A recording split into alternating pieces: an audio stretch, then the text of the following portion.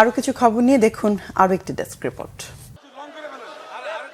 মহান বিজয় দিবস উপলক্ষে র্যালি করেছে কুমিল্লা মহানগর ও দক্ষিণ জেলা বিএনপি। এর উদ্বোধন করেন দলের স্থায়ী কমিটির সদস্য ডক্টর খন্দকার মোশাররফ হোসেন। এ সময় সরকারকে দ্রুত নির্বাচনের রোডম্যাপ দেওয়ার তাগিদ দেন তিনি। বিএনপির ত্রাণ ও পুনর্বাসন বিষয়ক সম্পাদক হাজী আমিনুর রশিদ ইয়াসিন, কেন্দ্রীয় বিএনপির সহ সাংগঠনিক সম্পাদক মোস্তাক মিয়া সহ অনেক নেতাকর্মী উপস্থিত ছিলেন।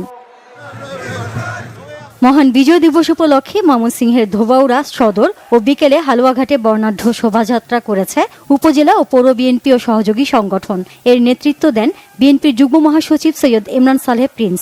জাতীয় ও দলীয় পতাকা সহ রং বেরঙের পতাকা ও ফেস্টুনে মিছিলে অংশ নেন বীর মুক্তিযোদ্ধারা সহ সর্বস্তরের মানুষ।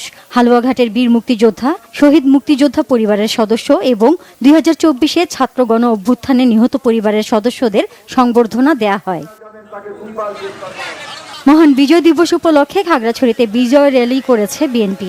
জেলা বিএনপির কার্যালয়ে দলীয় জাতীয় পতাকা উত্তোলন শেষে বর্ণাঢ্য র্যালি বের করা হয়। পরে শহীদ রাষ্ট্রপতি জিয়াউর রহমানের স্মৃতি ভাস্কর্যে ও চেঙ্গি স্কোয়ার অবস্থিত শহীদ বেদিতে শ্রদ্ধা জানায় জেলা বিএনপি ও সহযোগী সংগঠনের নেতাকর্মীরা।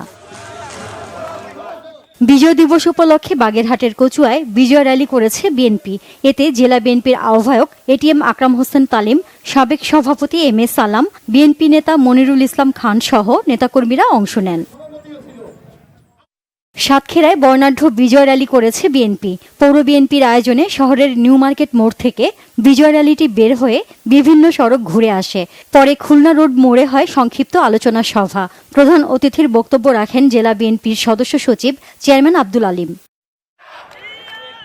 শহীদ রাষ্ট্রপতি জিয়াউর রহমানের সমাধিসৌধে সকালে শ্রদ্ধা জানিয়েছে যুবদল নেতারা। বিজয় দিবস উপলক্ষে শোডাউন করেছে সরকারি তিতুমির কলেজ ছাত্রদল নেতাকর্মীরা।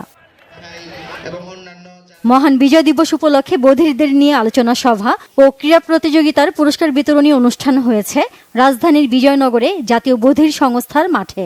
ঢাকা বধির সংঘের ভারপ্রাপ্ত সভাপতি আব্দুর রাজ্জাকের সভাপতিত্বে এতে প্রধান অতিথি ছিলেন বিএনপি চেয়ারপারসনের উপদেষ্টা বীর মুক্তিযোদ্ধা আব্দুস সালাম। বিজয় দিবস উপলক্ষে গোল্ড কাপ ফুটবল টুর্নামেন্টের আয়োজন করেছে Khilkhet welfare society. 16 December railway Eden park মাঠে এই টুর্নামেন্টের উদ্বোধন করেন সোসাইটির সভাপতি শাহিনুর আলম মারফত। 2 মাসের আয়োজনে 16টি দল অংশ নিচ্ছে।